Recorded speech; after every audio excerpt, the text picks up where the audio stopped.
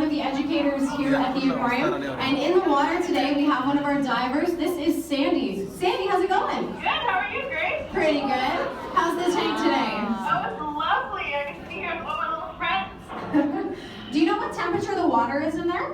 It's around 23 degrees. 23 degrees, so not too bad. Nice and warm in there for our diver. So, Sandy, what are you going to be feeding our stingrays today? I'll be feeding them mackerel and squid. Mackerel and squid. So mackerel the stingrays are not the biggest fans of. It's definitely not their favorite, but squid is definitely one of their favorite food. So very shortly you will see that the stingrays are going to start to flock to Sandy. Sandy, who's that little guy you're petting right now? This girl is a cow-nosed stingray. She's actually pregnant. Yeah, so that is one of our pregnant stingrays. So our cow-nosed stingrays, these guys right here, they're what we call an active breeding population. So we have both males and females in here. We've got...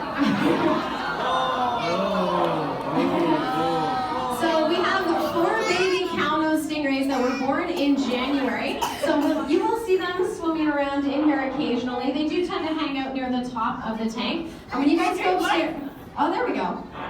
Like that one.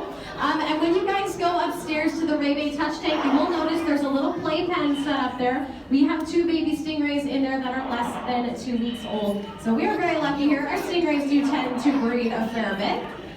Sandy, what's that big one you're dancing with over there?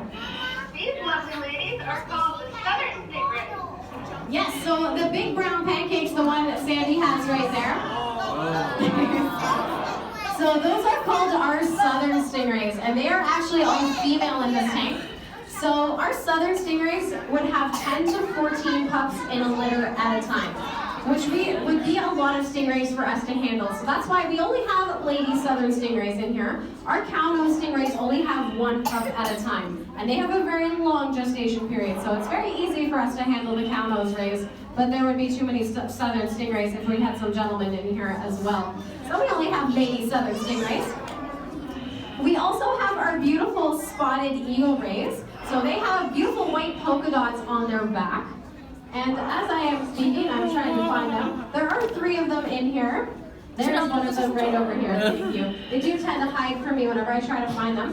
So those guys are actually the newest stingrays added to this tank. They came in July. And they do have the beautiful white polka dots on their back. And they also have a bit of something called a rostrum. Hey, Sandy? Yeah? Do you know what the eagle rays use their rostrum for? Yeah, they use it kind of to shovel through the sand. So if you notice with the cow-nose, they have a little bit of a rostrum too. It's called a modified fin on these guys. And they're just used to sift through the sand. Yeah, so the rostrum is kind of the front part of their body. So for the cow-nose rays, they have a modified fin. You'll see it opening and closing. And for the eagle rays, it kind of looks like they have a beak. And the eagle rays use that to dig around in the sand to try to find food. So they've got a couple different things going on in here.